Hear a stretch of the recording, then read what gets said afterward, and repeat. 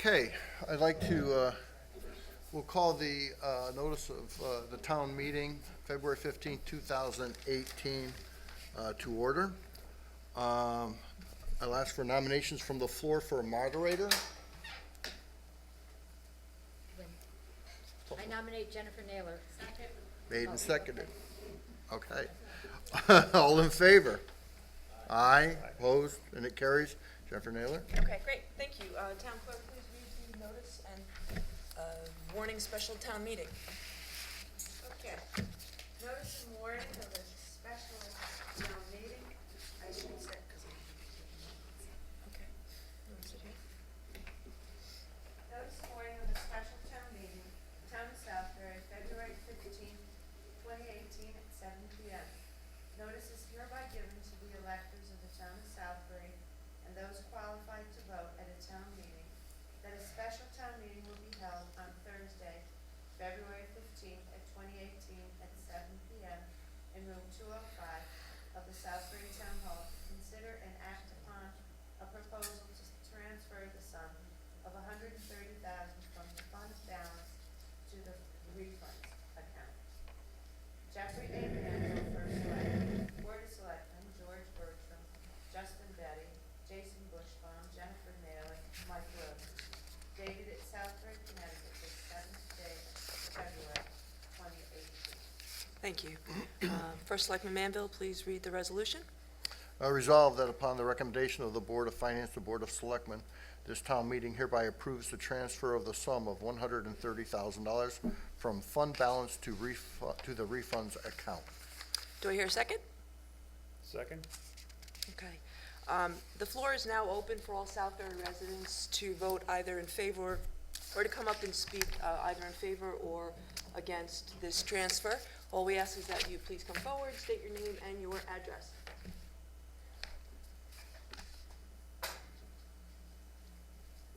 Okay. Okay. Seeing no further discussion is required, I'll call for a voice vote. All in favor signify by saying yes. Yes. Any opposed, say no. Abstentions? Motion carries. I move the meeting be closed. Second. All in favor? Aye. Meeting is adjourned at 7:02 p.m. Nice job. Nice. Okay. Woo. Okay, so I guess it's my turn. Can you do it in 2 minutes? What's that? Can you do it in 2 minutes? I'll try. So I will call the regular Board of Selectmen meeting Thursday, February 15th, 2018 to order, and we'll call it to order at 7:03. Can I have the Pledge of Allegiance? I pledge allegiance to the flag of the United States of America and to the republic for which it stands, one nation, under God, indivisible, with liberty and justice for all. Okay, Arthur O'Neill is not with us tonight. We'll move on next to the public comments. If there's any public comments, please come up, state your name and address, and limit it to 3 minutes, please. Any public comments? Yes, sir. My name is Brad Sharon of USA LED, 330 Main Street South, Southbury. I'm reading this letter on behalf of Scott Shockey, who is out of town. This letter was sent to the Board of Selectmen last week. Please do include this letter in the town meeting minutes. In response to the streetscape lighting discussion at the recent Selectmen meeting on February 1, I would like to offer the following comments. Mr. Sullivan and Mr. Antilla made very informative presentation of how the Washington-style streetscape luminaire was selected in the early 1990s, as well as the measured light levels observed under and between the two streetscape poles. The data correctly represents that existing light levels are below specifications and can be improved. Further, Mr. Antilla's measurements of the differing light levels of our two colonial fixtures match our own and properly reported the effect on two different diffuser plates that were tested, giving us required insight for a direction we need to go. In consultation with my team, I feel I have not properly conveyed that we concur that our current fixture, under test, do not meet the visual or aesthetic requirements. We have been focused on the basic light engine performance, knowing that we have a good plan to address the aesthetics next. Meanwhile, there continues to be 3 lighting code parameters that remain to be addressed for the Washington and Colonial fixtures. Number 1, dark sky compliance. 2, not emit glow into the sky. Number 2, light trespass. Specific thresholds mandating maximum light levels from adjacent properties, including the roadways and vehicles driving by. This normally is achieved by using full cutoff luminaires. Number 3, compliance with the town's codes as an unacceptable fixture schematic, which requests avoidance of unshielded globe-style fixtures. The attached appendix further details these concerns and includes relevant test measurements on luminaire options. Our requests are as follows. Number 1, to fully evaluate the compliance of the Washington for the 3 reference code parameters above. Number 2, consider alternative styles of streetscape luminaires. There are alternative historic fixtures that are full cutoff and can likely meet all the town code requirements. Minimally, these should be considered. Number 3, we request that we be authorized to complete our fixture developments on the 2 poles and acknowledge that our efforts may not meet the required timeline for the Southbury streetscape decision. Number 4, in the short term, consider to retrofit existing luminaires with an LED lamp that can increase light levels, but not achieve final desired light levels. There are newly released lamps now available, such as the new Green Creative 70 to 100 watt HID equivalent. The estimated cost is $50 to $60 per lamp. Since the town's budget is not fully available to implement such a project to its full extent, an immediate improvement can be realized. Thank you for your consideration. Best regards, Scott Shockey, President, USA LED. And once again, I would request that this letter be included in the meeting minutes. Thank you very much. Thank you. Thank you. Okay, any other public comment? Any other public comment? Any other public comment? Seeing none, we'll move on to the announcements and correspondence. On that, I just want to make sure we all know, and it should be in the public, about the informational meeting on the river, on the bridge going over 84, the lake, essentially. That's going to be a big project coming up, a little disruption. It's a very big project, the superstructure. So just be aware of it, and as it moves along, we'll get it into the public, and we'll know that it's going to happen. Reports you have in front of you, are there any questions? Okay, we'll move on to onto the consent agenda. Any questions? We have a motion? I have a question about the job description, the land use zoning secretary. Not on the description itself, but on the position. 2 months ago, we approved a new position, floater position, and we had a discussion about how there were 2 vacant positions in town. Was this one of those 2? This was one of the, there was a vacant position. We had someone pass away. Debbie moved up to that position. That position's open. So that's in the budget for that position. And we're gonna try this on a part-time basis, and also, working with the floater. So I thought we had discussed when we approved the new floater position that we weren't going to fill the 2 vacant positions through the budget year, but if we needed to fill them, you were gonna come and provide some sort of, No, I don't remember saying we're not gonna float. It's in the budget for these positions. no, I know it's in the budget because they're positions. Right, no, I was never the intention not to fill the, or in the land use office, that person. Where is the floater currently? The floater is in the floater was in the tax office. There was 3 people in the tax office. The tax collector, Lori became the tax collector, Sherry became the assistant tax collector, and that floater position was going to be moved under my office so that we can plug the needs in the different, say if the tax collector was during tax season. We can get them help down there then. We can also get help if we need to, like right now, we have somebody out in the land use up on the third floor. They could move up there to cover for that as needed. So whatever departments they're at, they can cover. And certainly, if there's a need in land use to cover something, that will also be available. But I agree. I thought we had said that we would do the floater position to take care of the two open positions that were in never- tax and land Not to use. cover the two open positions. Try- it might enter- The open positions were Meeting in December. on the third floor, as this job description was changed a little bit. So it was on the third floor was open, and that was never intended not to be filled. On the website, it doesn't say it's part-time, does it? Or did I miss that? I didn't notice that. I thought when it was I think it's Yeah, it should. advertised as, it's not advertised as either or the other, Right. one or the other. I don't think so. Could you just check that? And I have a correction to the job description. I would add that land use administrator with direction as opposed to and direction. Do we, is it land use administrator? No, land use and, It's for both of them?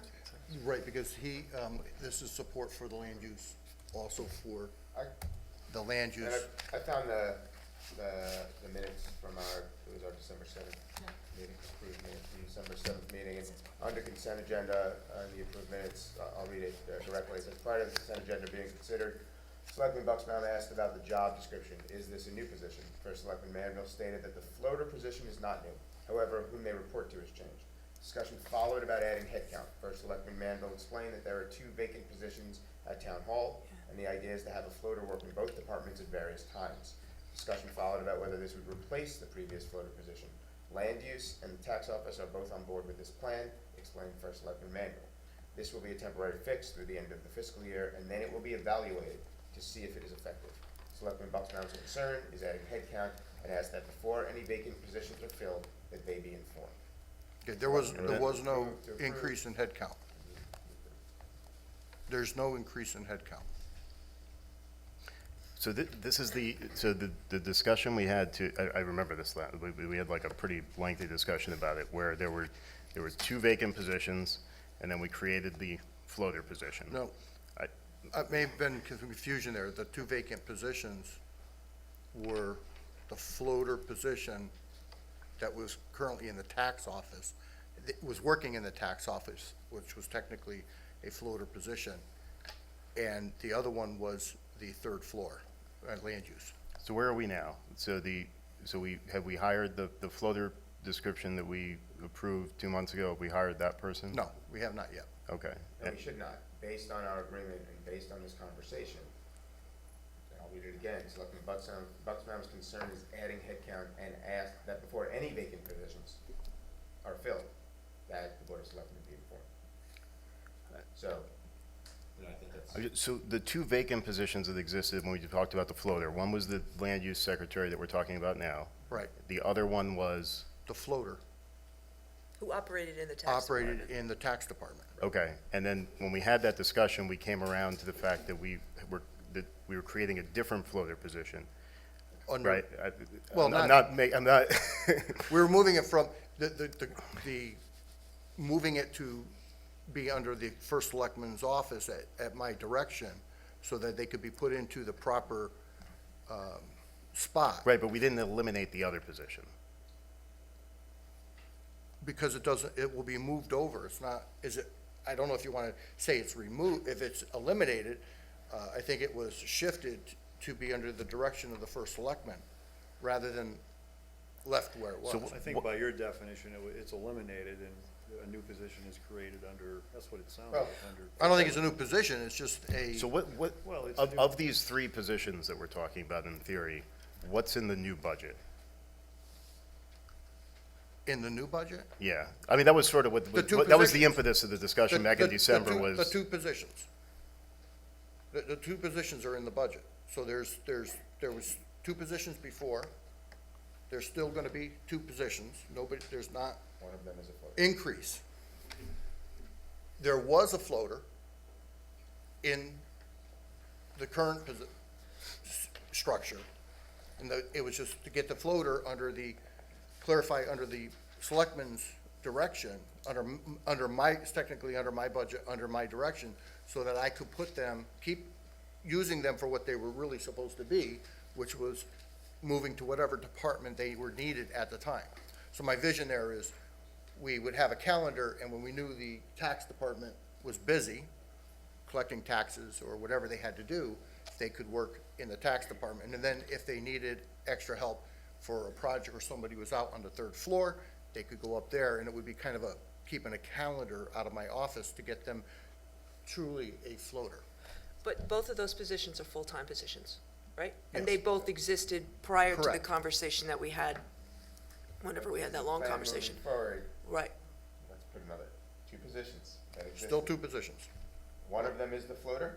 It One was of them is the before floater. and still is gonna be. All right, so it's not 3 positions? No. 2 positions. And the positions. one that is currently being we're Now asking put this, Now put under the first selectman's office, so you can direct that person to fill the need as needed by workload. and that position has not been filled, but this Right. position that's now being advertised in the land use department is a part-time position, not a full-time position, It's part or full-time, yes. but it's being advertised as part-time. So Right, just- we're gonna try it part-time.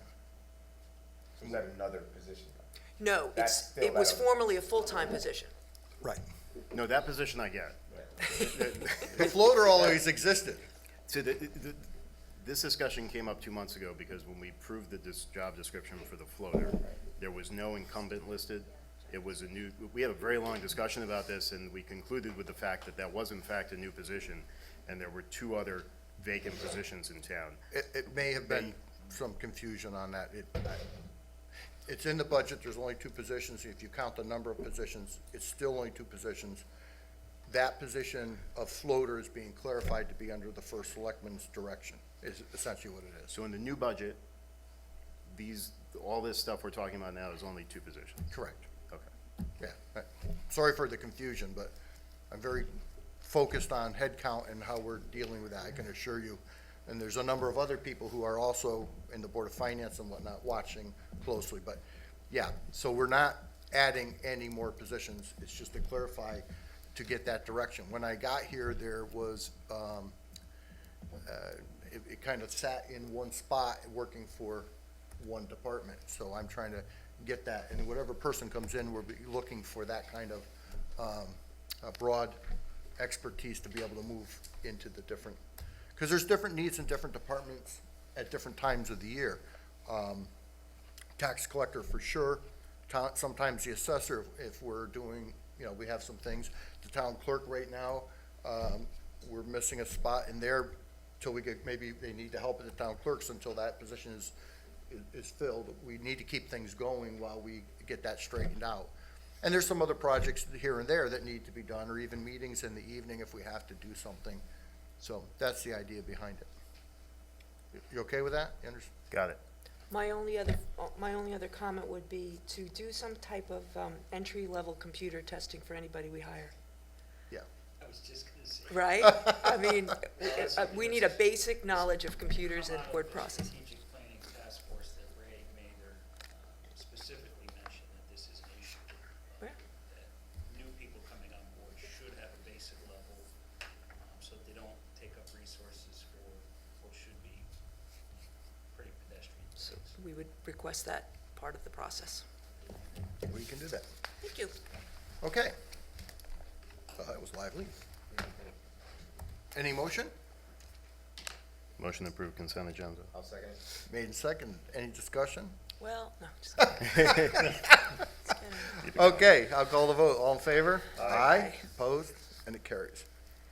Okay, minutes February 1st, 2018. Do we need a clarification or, I mean, I'm okay with what it says, except that It wasn't this meeting. you were, It was December. Yeah, that was not meeting. We had already approved those minutes. okay. Right? What's that? The old minutes. Which one? No issues for the first. Oh, I was confused similarly by that meeting, so I'm in the same boat. So we don't need a motion to approve? We need to approve the minutes. Yeah. Because we don't, it's not Okay. related to the conversation we just had. Okay. I entertain a motion. Motion to approve the minutes. Can I get a second? Second? Made and second, any discussion, all in favor? Aye. Aye. Opposed, and it carries. Transfers? You have them before you, any questions? Entertain a motion. I think we have to approve resolve the Salisbury Board of Selectmen hereby approves the concurrence with the Board of Finance on the following transfers. Highway from rental equipment to equipment maintenance. We had some major repairs that had to be done to some equipment. Any other questions on that? I move. So move. Made, second? Second? Made, second.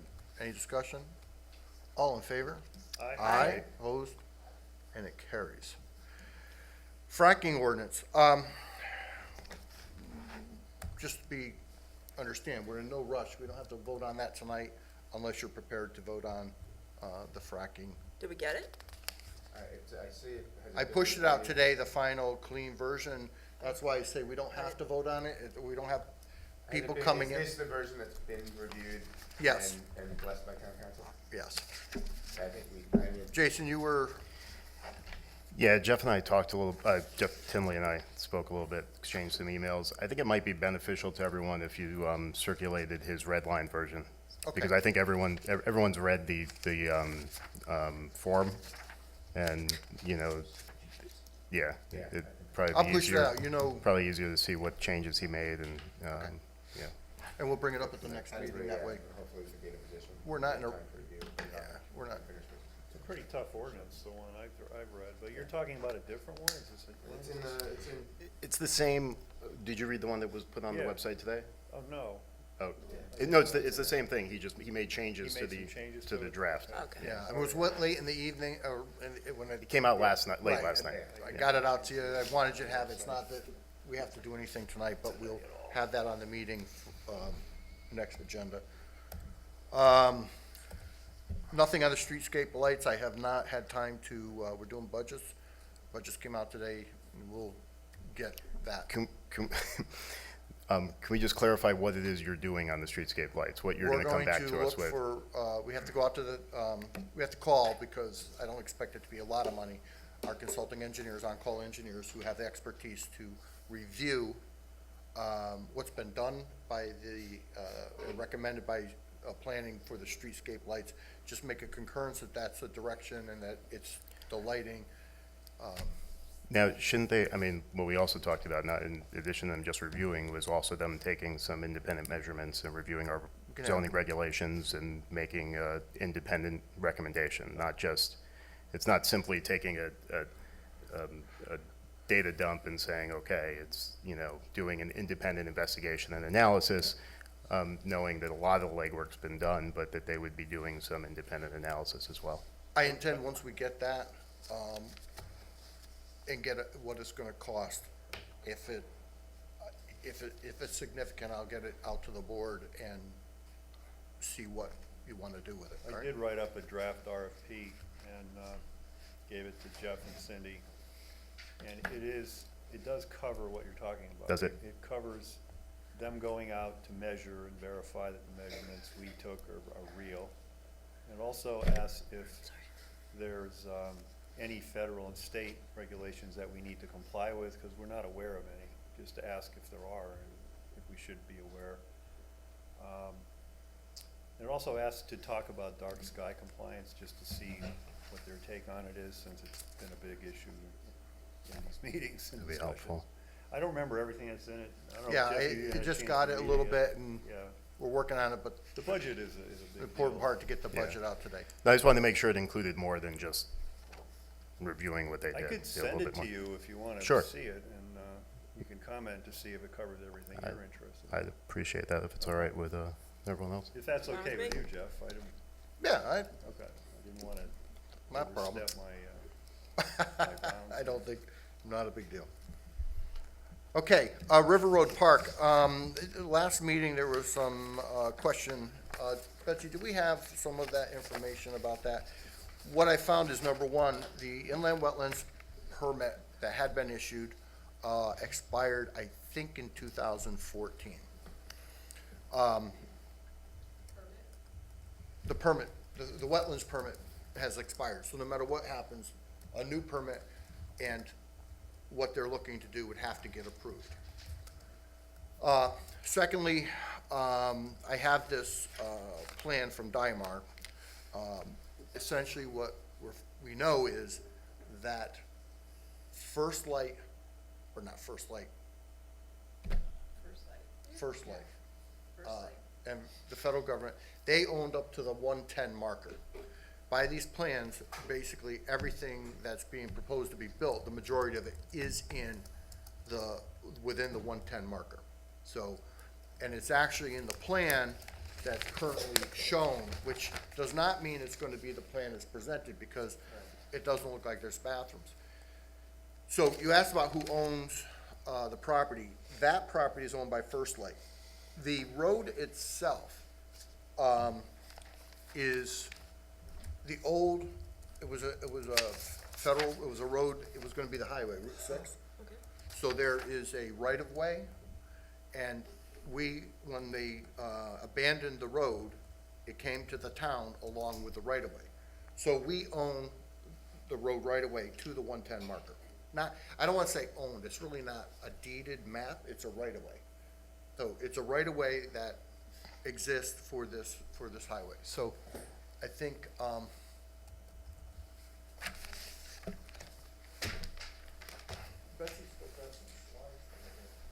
no pressure.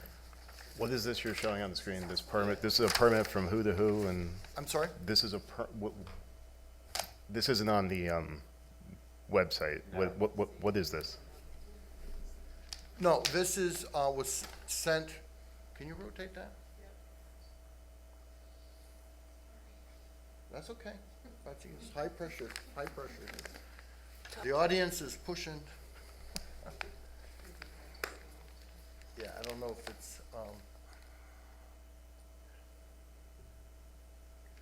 if you look, I don't have the pointer. We don't have a pointer. Do we have a laser pointer? He's a handy guy to have. Do you really? There's a building to sell you too. No, I have a few. There you go. Okay, and what do you do here? You just push that little button? Just a button. You see this line here? That's the 110 marker. No, What, isn't it? further up. I thought that black line. Anyway, let me get this out. This is the map. But you asked who owned, it's all within, on the map, the proposed project from Dymar that did it is all within the 110 marker. You guys want to see it, I'll show it to you. So this was the proposal that was originally approved. There's your 110. And what you'll see here is this here. You see this 110 marker right here? You see this line? That's the 110, all the way over to here. And if you look here at the 120, so what it was here's a 110 marker here on the new,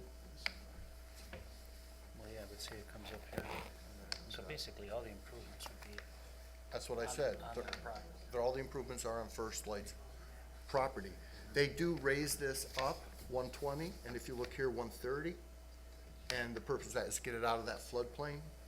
Any improvements you make down here, if you were to, there's special material for swing sets and playgrounds and everything, could be washed out with any flooding of that low area. This is the drainage that would have to be put in here, and the parking lot. Now, they were showing some new bathrooms, because there's no bathrooms shown in this proposal. So it would have to come back to to wetlands for approval, whatever they want to do. That's number one. But there is a permit, an agreement from First Light to do the project. I mean, I would say if it was going to be changed at all, it would be just to get a hold of them and let them know. But they would allow it. Is there a, So they did the permit around the time of the project to allow the project to happen, but is there anything pre-existing that, like the town has had this it has used it as public property for some time, so is there anything predating that where the It is- town acquired or has rights to that We found, parcel? we found that there was a agreement, and it had to do with Southbury, what was it called, Southbury? Southbury Athletic Association, where some of our people, townspeople had dances, and, years ago, but it was not,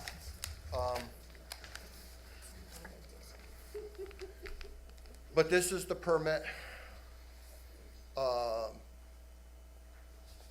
from First Light. That, aside from the project though, and we're gonna have to like read this permit, but aside from the project though, have we determined what general rights the town has to this piece of property? By the permit from First Yeah, but Light. that permit is from like 2000 and, what year is that? It's still in existence. 2012. And it's I mean- unending, there's no limit. No, but prior to 2012, the town used this. So It's under public what? property once they flooded the lake. What's that? It's public property. Okay. Because it's a federal, when they flooded the lake, under federal law, this is federal property, and it's to the 110 marker.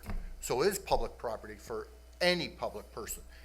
Doesn't matter where you live, what state you live. If you're from Arizona, you can use this property.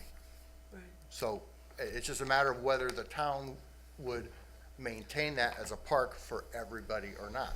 And the only thing you can control would be the parking.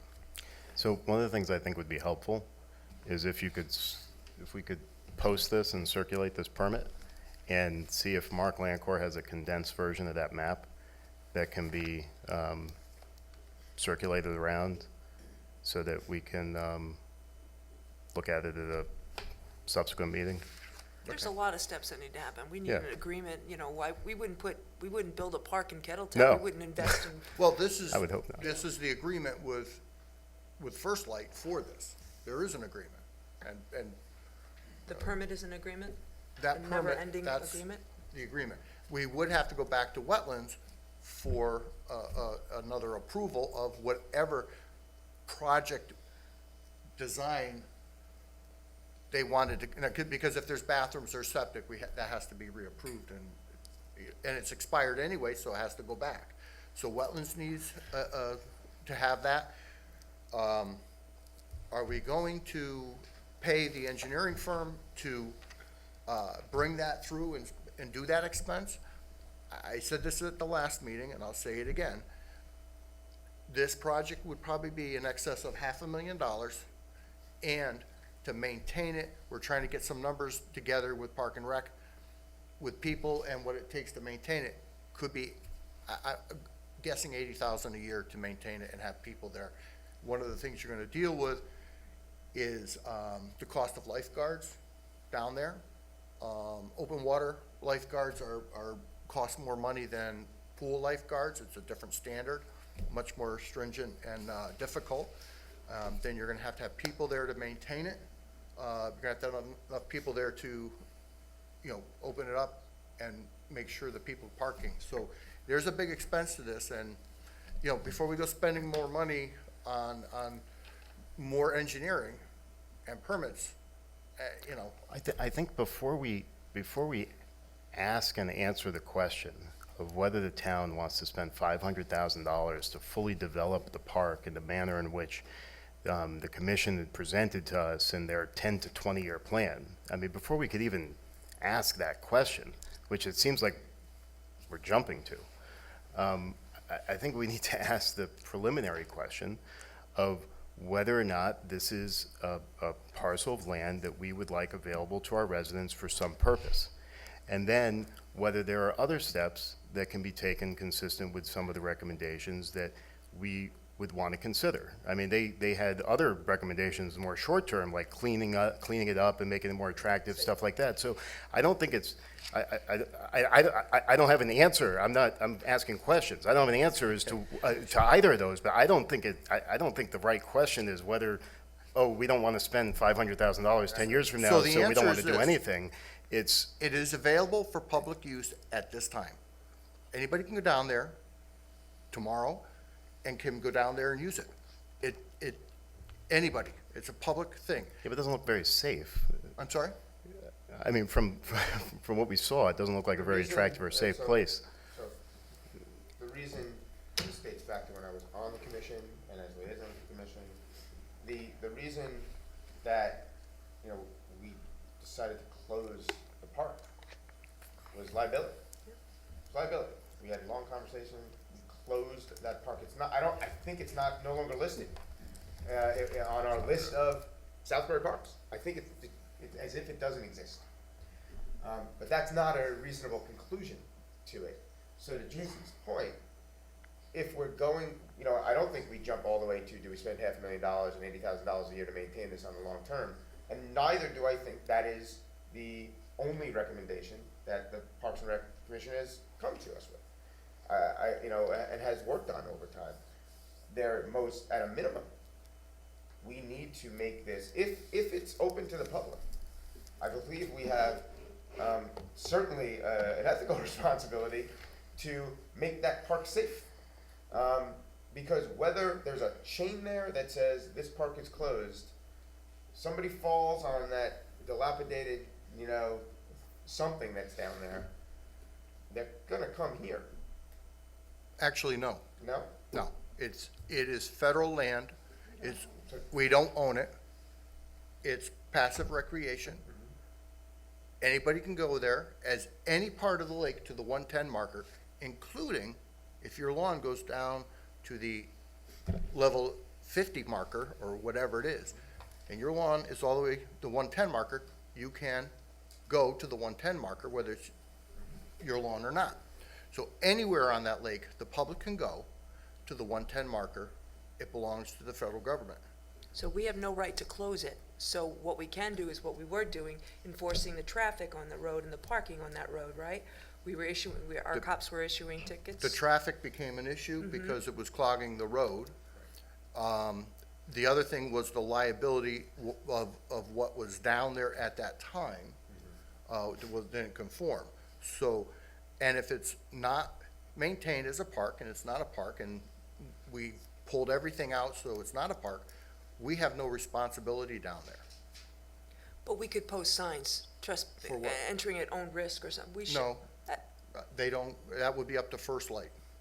Well, could we ask them to do that for the protection of our residents That's, that may trespass? Young kids get enticed they by the can use water. it, but they can use I it. guess they can use There- it publicly, or there's no- enter at own risk or something. But There's- what about the conversations that, you know, part of the plan included, and part of the discussions I know that Parks and Rec had was, you know, the inclusion of an emergency boat launch for our first responders.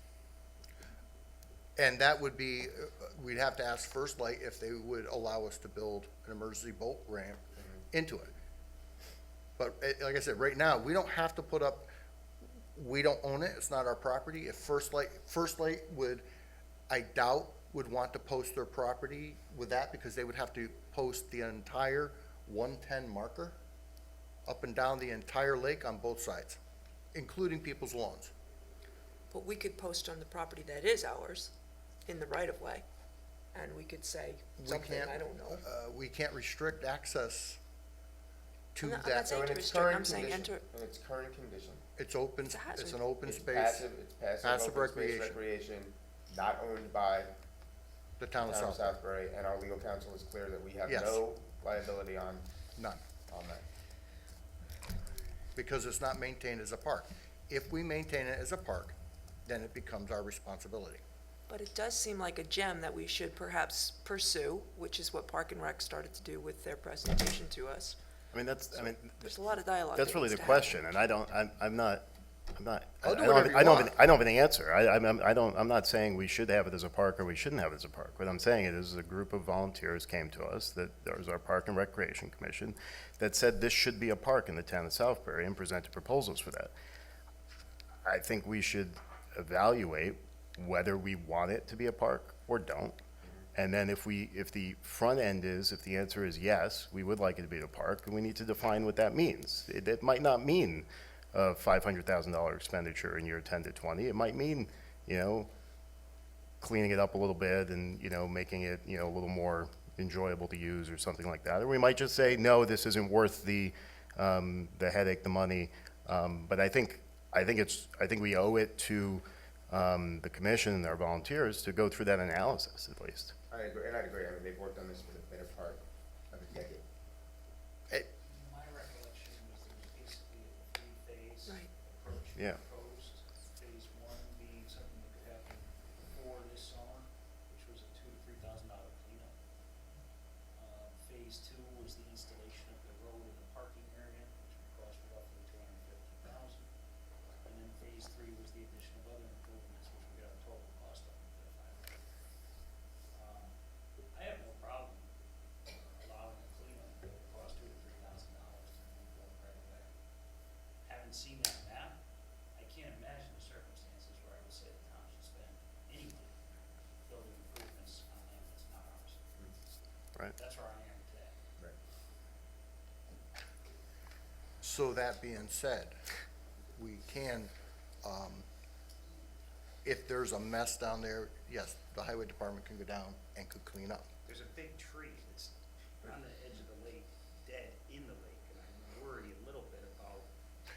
We go into cutting trees, I have to talk to, When that sucker breaks loose, it's gonna be dangerous to And boaters. but the question I have is whether you're spending $500,000, $250,000, or $2,000 to $3,000.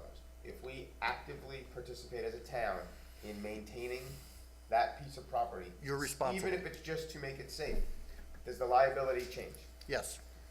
And I do think that does need to be, you know, considered. You know, it's either opened in some way, shape, or form, or it's closed. You know, and Passive, passive. but No, they so allow it's it, First Light. First Light allows passive recreation to the 110 marker. As a matter of fact, there are actually, people hunting ducks. I mean, the calls have come in and they said, what's the shooting? It's duck hunting, and it's part of the, what's allowed. Why don't we So- ask First Light to clean it up? Right. They can say no. They can say no, but let's ask them to clean it up. They do clean the lakes with debris. They do, every so often, they've been, If there they is a do. property, if there is, for example, something that we believe is a public safety hazard, for us to do nothing doesn't feel right. So, you asked me to tell you who owns it. The 110 marker, most of it's within the 110 marker, not our property. We have a right-of-way, which has been given to the town, because if you look, I don't know if it's up there, it's the old Yankee highway thing, and it was gonna be possibly a highway when they put 84 through. They abandoned it, they gave it to the town, it's ours, the right-of-way is ours from the 110. It's a big right-of-way, and, if we maintain it, we, own it as a park, and the liability is ours. So is it the opinion of the first selectman that we do nothing? I just asking what the board wants to do. I mean, if Yeah, this but is. you're also a member of the board. Right, and I'm trying to put it out here. I mean, I'm not saying, there was a permit in place, which we have to do. We have to redo the permit according to what the plan they want today is, get it through. It will require an expense of going to, the engineer to get it checked over, redesigned. It's been a number of years, back to wetlands, and at that point, we've spent the money. Then do we start, That's to do a lot of work, and to Justin's point, if it's not on our, not on our property, I'm not sure I could get there, without a lot more. But the question is whether there's anything we want to do.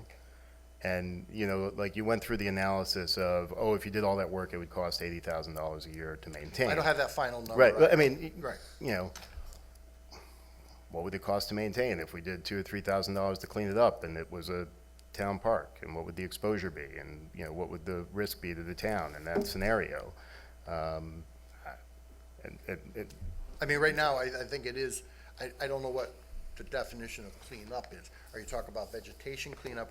Are you talking about if there's trash down there cleaning up? No, the tree sounds like a hazard. Well, Maybe we could just approach them and What's- say, please, right, but what's cleaning up? I mean, We were cleaning up, spending a lot of money cleaning up trash the last few years. How much were we spending every year to clean up the trash? well, I don't know what the number So- is for, But it was hours of time. it was a lot, and it was a lot of, So this was all put together, But it was something. like, a lot of work went into this plan, the town spent a lot of money, I believe the town got a grant. there's a steep grant. Do we know, like, why didn't the town do it? They took the money from the steep grant and they used it for the basketball courts. No, I know what they used the money for, but was there a reason not to do this project? there was, Which would be Yes. helpful to know, which would be helpful to know, could inform, because the town could have gone through this whole discussion and analysis a number of years ago and come to a decision, which it came to a decision. I don't know what analysis was done or what the reasons for the decision were. I know what was done, I would have to ask what the reason, Yeah, and I know that Charlie Rosa, who's, the chair of the commission, he sent an email, apologized, he had a personal conflict and couldn't be here tonight. He wanted to be here to answer questions, but he had a conflict.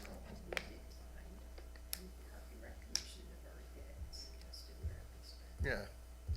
so, yeah, so when we originally applied for the steep grant to enhance the parking lot at that beach, it was a phase, I think it was a phase one of a potential project. But then, my understanding is when that money was redirected, everything at that beachfront area was put on hold, including the staff that was guarding it were pulled back because it was turning out to be a cost to the town and not necessarily a benefit to our residents. But then I understand the next administration, when they came in, they looked into doing some enhancements to that park, and there I know it died. I don't know what happened. And I made the determination because of the condition of the facility, what was down there, the swing set, the stuff that didn't comply with our current park and rec requirements and legal requirements, to protect the town, I had all that removed so that at that point, we were no longer maintaining as a park, and that limited our liability on that, should someone drown or something should happen. So, I'm at your pleasure, whatever. You asked for who owns it, what it is, where it would be built, So- what's required, So and, I think that it is my recommendation, in my opinion. I agree with Justin, that knowing now that we don't own the majority of, or a certain. pretty much all of it, we don't know. The overwhelming majority of that land, for us to invest, town money, be it through taxpayer dollars or through a grant even, is not a responsible, is not fiscally responsible. Having said that, I do think, based on the work that the commission's done over a long time, we should go back to them and see if there is this low-level recommendation, or if they believe, at this point, knowing this information, that we should walk away from it. And let them have one final, say they've worked on this for a decade. They should have the opportunity to have one last shot at figuring out what we should do with a park that we have the right to use as a park. Or that they say at this stage, knowing what we know, and that's new information for them, that their recommendation might be, we don't think this is worthwhile, we can't justify it, and their recommendation may well change, and they might walk away from that, from, their plans. But I think we owe it to those members, some of whom have been there the whole time, some of whom are new, to have this new information, let them meet, they meet on the 22nd, I think, of this month. Mike, you're the liaison, Yeah, right? So yeah, you let could bring them have that to them? discussion, and then, and get a final recommendation from them. And I, as liaison, can certainly tell them that, while we haven't had a vote, certainly based on the discussion, there's not an appetite to invest significant town dollars and taxpayer dollars, on property that's not ours. I would suggest, though, that this is a potential resource for our residents, some source of enjoyment. And while I agree, we shouldn't spend $500,000 on property that we don't own, it would behoove us to have a discussion with First Light about potential for some kind of an agreement to to create an opportunity for our residents to enjoy the lake when it, They I can, just- they can use it anytime they No, want. but the issue isn't But wellness. the- The issue is, the issue then comes down to, the reason why we ended up enforcing the parking regulation, that everyone just parks on the side of the road, because there is literally nowhere to park Right. there. There's nowhere to park there, and the plan presented to us, the $250,000 plan, or, the mid-plan, was really just to create a driveway. right. A driveway and parking area, down there. And that's the that's the biggest part of the expense. So at a minimum, I think, if we're going to, even as passive recreation, and we want it to be a Southbury Park, the minimum spend, I believe, is gonna be somewhere in that range. Again, I think we should take that to them and let them come back to us with this new and very important information that they have not had, that they asked for specifically, and let them There is, come back. there with is, it. but there is parking, limited parking there. There is Free parking. limited, well, no, there's parking up past the bridge on the state property. People park on the state property, people walk down, and that parking area right across, there's some limited. Is there room enough for, what was almost, like 200 cars? No. Do you wanna overwhelm a park with that kind of, which is overwhelming to the park? That's what, the park, that area was overwhelmed with people, so, Yes, that's. but let's be clear though, for everyone, the plan that was developed way back when and was presented here was not a 200-car plan, it was 30 spots or something like that, but maybe less than that, I don't know what the exact number is. Right, So, so you can bring that back all to right, I'll bring that So, back, yeah. I'll bring it back in my next, at the next meeting later this month. Okay, Makes sense to me. you all good on that? Yep. Okay, on new business, police union contract, entertain a motion, Make a motion to approve the union contract as ratified by the police union. I'll second it. made and seconded, any discussion? Call for the vote, all in favor? Aye. Opposed? And And I will abstain for the same reasons I have a member of the family on the police force. So I'll call for a vote. Sorry, yes. All in favor? Aye. Any opposed? No? Thank you, Motion Jennifer. carries. You're welcome. First Selectmen's report. Where am I over here? I thought I had that.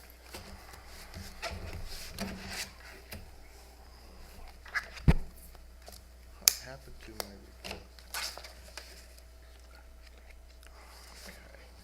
Okay. We've got the contract settled, hurrah.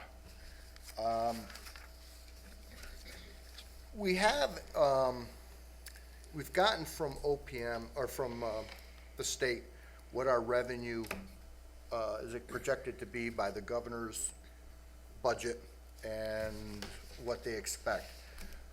I would caution, from what I'm hearing at Council of Small Towns, one of the issues is our town aid road tar money, which they're telling us we're gonna get. Yet, I'm hearing from a number of legislators at cost, these are not our legislators, but others, that they're going to the bond commission, and that tar money is not being looked at to be bonded. If it doesn't get bonded and it's not in there, the chances are we're not gonna get it. So though they say we're gonna get it, again, same thing as last year that we were dealing with, it's all over the map. Is it guaranteed? Will there be more holdbacks? Frankly, How much do we get in that? 180 something. where did I have that? I might have left it in the office. Let me-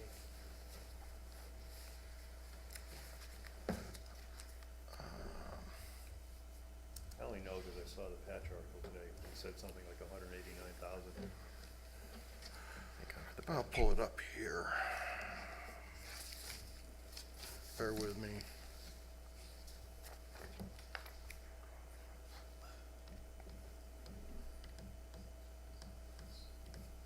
Yeah, and the article did say we were going to get the money.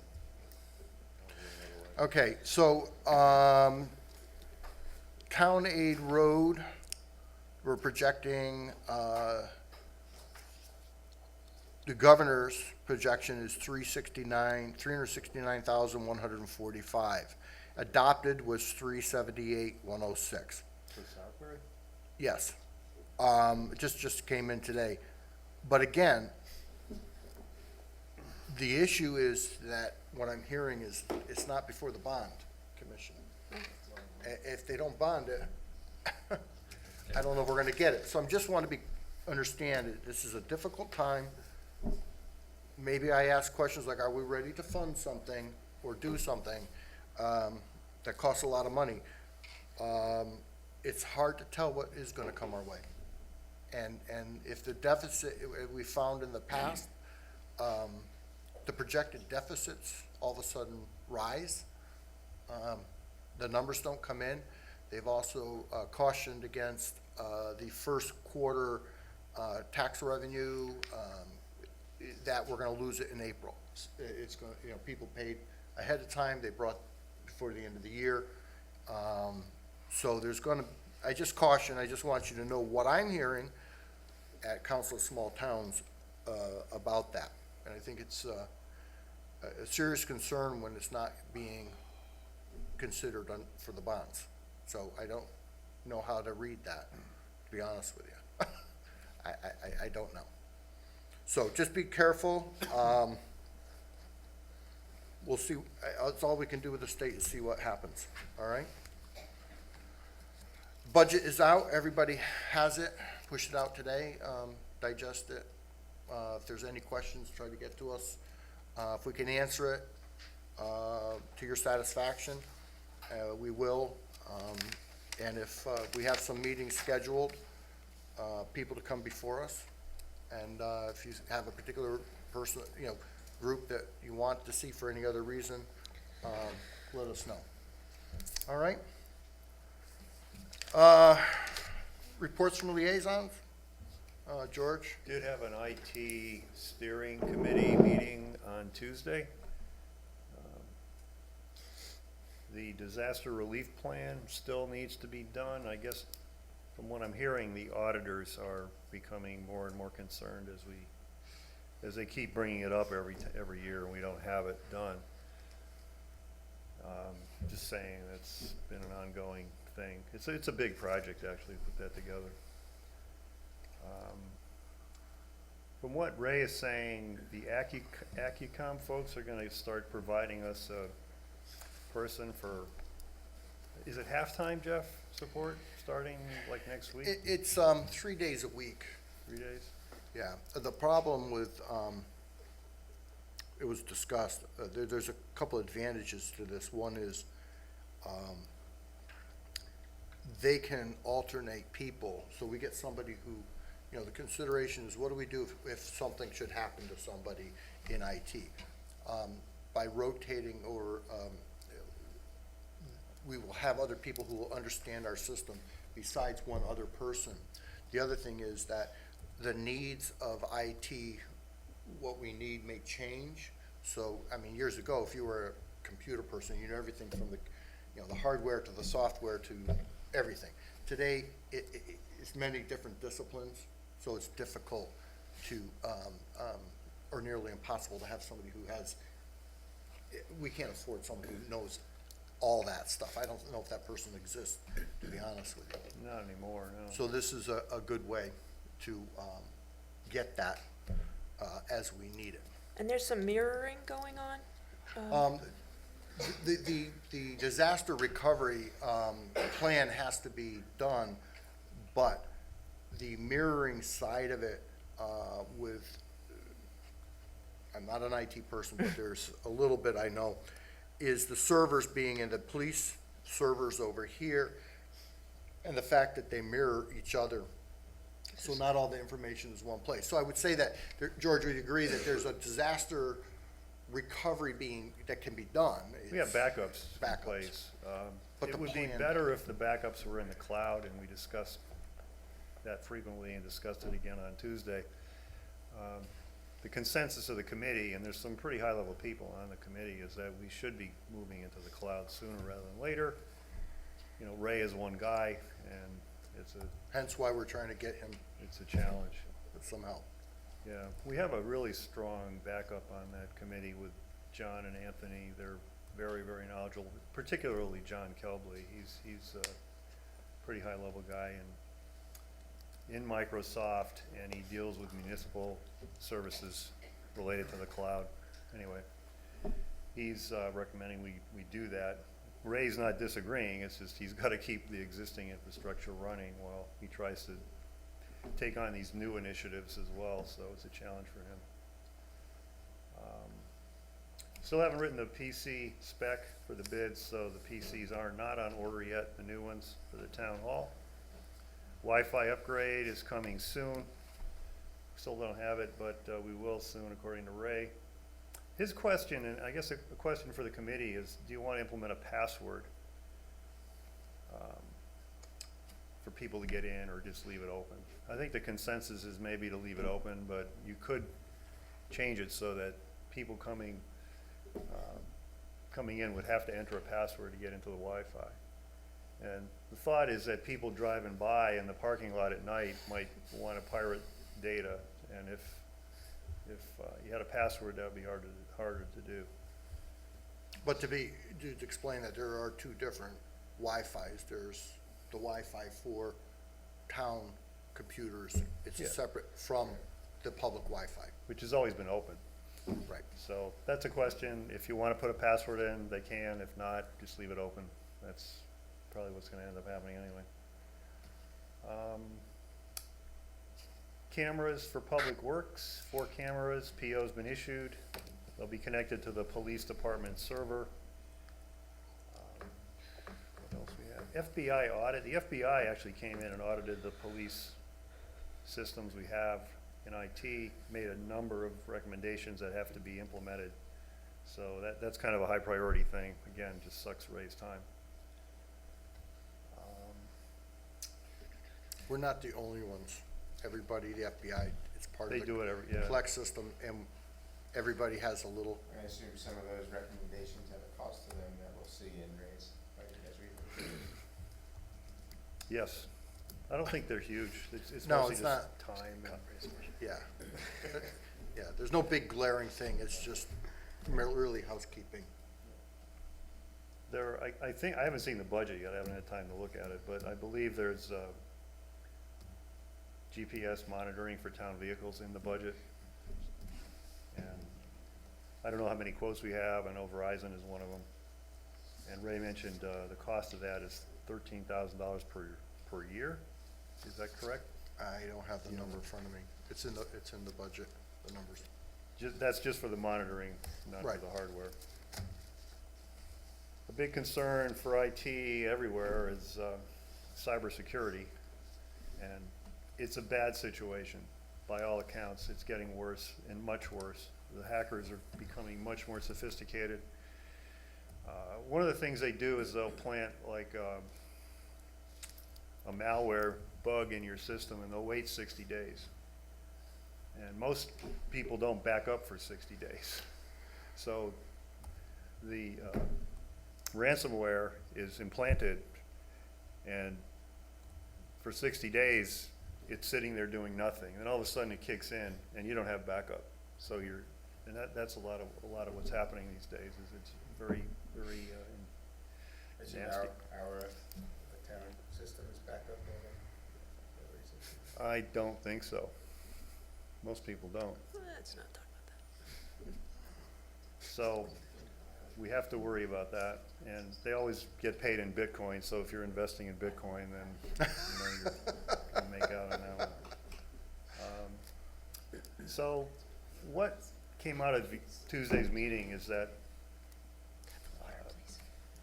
Ray was thinking of hiring a cybersecurity expert to come in and spend about $20,000 to tell us what we need to do. John Kelbley and Tony Mazzano recommended not doing that, saying they've done things like that in the past and it doesn't really work very well, and they would rather us spend the money on specific things that they would recommend we do, and they think they can do it for a lot less money. So rather than get into the details, that'll probably come come out in the budget discussion. What Ray said at Tuesday is the IT budget is up 14% over last year. So there's some stuff in there. So I'm sure it'll be in one of the workshops. That's all I got. Okay. Justin? Nothing from either of my committees. They have not met since our last meeting. They are both meeting before our next meeting, so I'll have an update for you next time. IPOC should be interesting. Yeah. It's been quite a ride up and down. I'm not sure. Yeah. Jason? So I spent last night with my library Valentines, and we had a nice time, and they actually talked about a lot of stuff. The Friends are adding to their sale repertoire. They're having an antiques and collectible sale on March 2nd, 3rd, and 4th, which is going to be a new sale that they're doing this year to try and raise money for the library. The book sale is scheduled for April 27th to the 29th. They discussed some revisions to the library donations policy last night, which will be voted on most likely at the next meeting. There's some ongoing discussions about redesigning the library website with Gosha, and those are sort of preliminary. They approved a new mission statement last night, so our library now has a new mission statement. It used to be really long. Now it's transforming lives by educating, inspiring, and connecting. And they're working on some other stuff to add to it, but that's their new mission statement. Their annual benefactors reception is going to be May 16th, which we'll all be invited to. And then the last thing they did was they had a discussion about security cameras, and there was some confusion. They thought they had it in their budget request. And I talked to Jeff and looked at the budget. It wasn't. I told them I would check, and it's not in their budget request. And they had a long discussion about this. So we may be hearing from them next week, because I'm going to tell them that if they want to talk to the Board of Selectmen about that topic, they should schedule a meeting and come see us next week when we're having our budget meetings. So that was the library. LEPC actually did meet this week, but they moved the meeting from their regular day, which was Wednesday, to today, which I wasn't available today. But I did speak to Scott Furr, who is our Deputy Emergency Management Director, and the primary thing that the various stakeholders are working on right now are rewriting our emergency plan. The town has an emergency plan. We have a good one, but we're rewriting it into the state template, which is a process, and it's becoming a lengthy process. But Scott's actually at our meeting tonight, so if anyone has questions for Scott, he'll be around after we're done in a little bit. So that's all I have. Well set? That's it. Well, thank you. Selectman Naylor? Yeah, sure. Senior Commission, you will have the Senior Center Director's report. Planning meets next week, no, actually, Planning meets the 20th, Sorry. and Senior Commission meets next week. But as to strategic plan, I just said this, sorry. Is this the plan? This is the plan, now you can do all that. But I just wanted to highlight a couple of things here. We're entering phase 2, Community Assessment Survey, and as the board is aware, we've received 5 bids, and we've chosen to go with Center for Research and Public Policy, and they've provided the attached draft postcard that we'll be using to publicize the community assessment. And as you know, the questions for the survey were compiled by the following inputs. We have a dedicated email the town kindly set up for us. We've had several public meetings. Task force members and advisors have given us information that we did a SWOT analysis. Department heads, chairs of boards and commissions, special studies have been done, and we've been using the POCD as also a source of reference for the questions that will be asked. The categories of the survey will be quality of life, satisfaction ratings, town resources and services, taxes, interest, efficiencies, business needs, and demographics. The survey is currently being reviewed by one of the 3 groups in our task force, which is identified as a community assessment survey team. We hope to get their feedback over the weekend and have the entire survey launched out to the task force on the 19th, Monday the 19th. The survey is anticipated to be available to the full community online, paper, and when necessary, They can dial the phone number, and they can complete it through the help of the vendor. So we're getting all types of input from everybody. It will be available, we anticipate it being available March 21st to March 21st to April 20th. Let me think here. And the strategic planning drafting team is setting out the outline for the potential plan that we hope to get to you all by June. The final report or outcome of our application to Connecticut Community Foundation, we should be getting a letter in the end of February regarding that.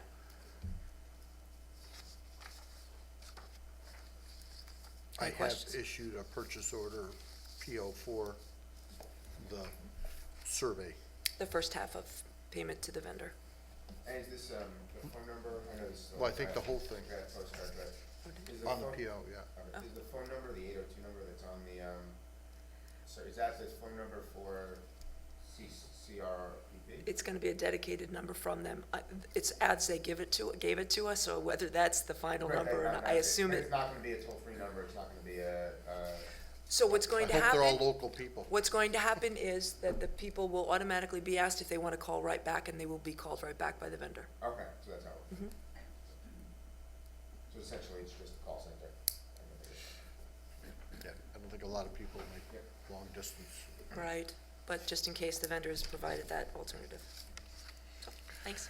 Okay, Mike, Fortunately, I haven't met since, but I will go back to them for our earlier discussion, regarding the park, and the director's report is available online, I encourage everyone to look at it in January.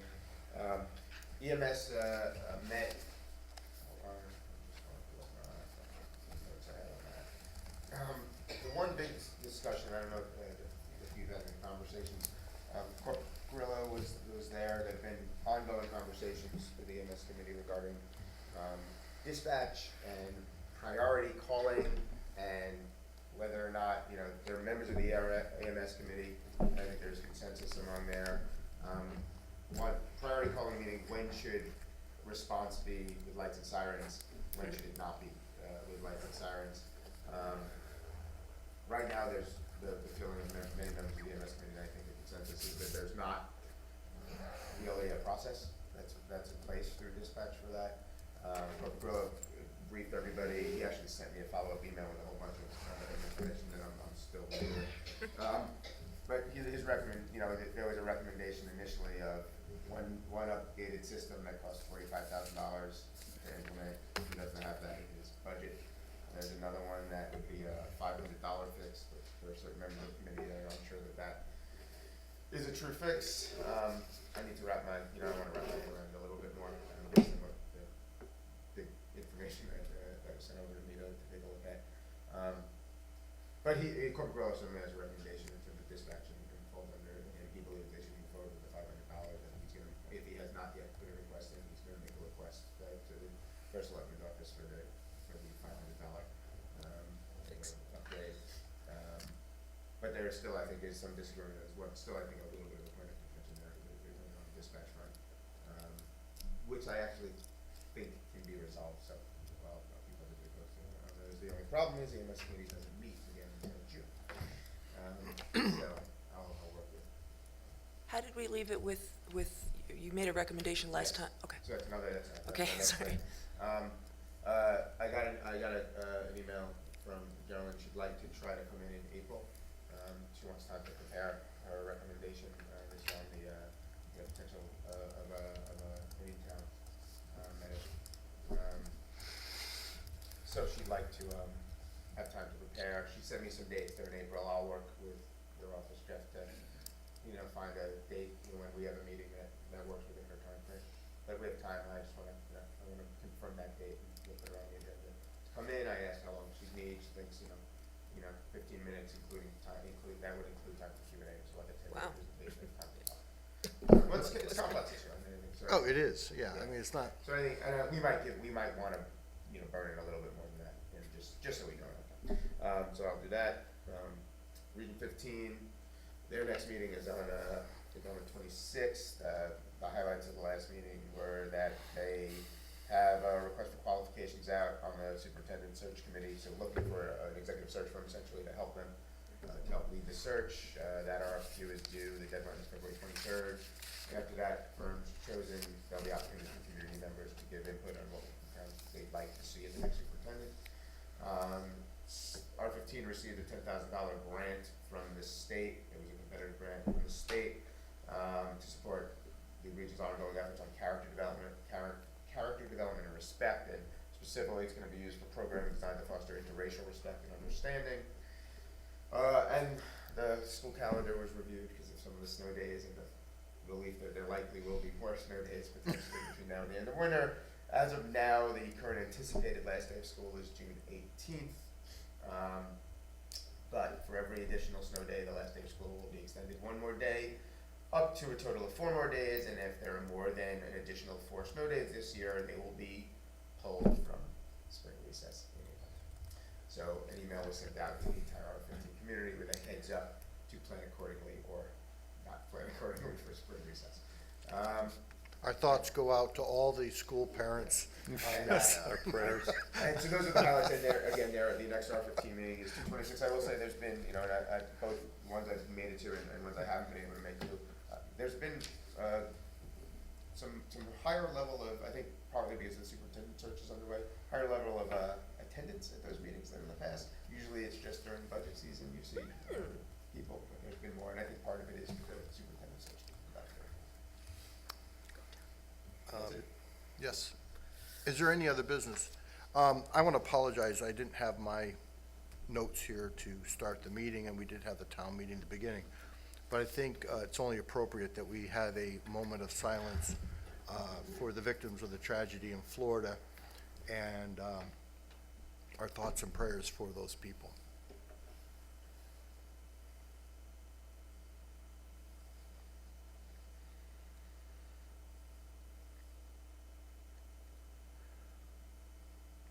And I want to thank you for that. And I don't think it's pretty hard to limit or say how long we should be silent, a moment of silence for these things. May I, Jeff? Yes, sir, you may. With due respect, moments of silence are important, and I understand the purpose for them. But now is the time for us to no longer be silent. We had an opportunity in this room, didn't agree with the timing of it when it was brought. We need to continue to have a discussion in this town about gun control, gun rights, and public safety.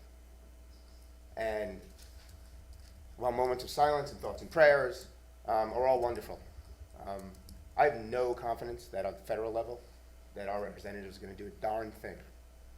But we can here. Supreme Court has said that we can. In Heller, we have the right here to protect gun rights and public safety at the same time. We just need the courage to do it. We need the courage to do it. So I make my commitment that I'm not done on that front, because we did nothing. We did nothing, and people keep dying. Children keep dying. My son is a senior in high school. My daughter is a freshman. And we do nothing. Not just us. We, elected officials all over the country, do nothing. It's not acceptable. And we can, and I said it then in October, and like I said, the timing was wrong, but I said it then, I say it now. We can protect those who believe in gun rights and the Second Amendment, and I believe in the Constitution, and we can protect public safety. And doing nothing is unacceptable anymore. And our town can be a leader. Right next door to us, we went through that. They went through that. It's enough. It's enough. So I don't know what it is yet, but I give my word that I will come to this board with some recommendations and ideas, because our conversation about gun control and public safety is not over. Okay. Do I have a motion to, there's no executive session needed? Entertain a motion to adjourn. I'll second. All in favor? Aye. And we're adjourned. Thank you.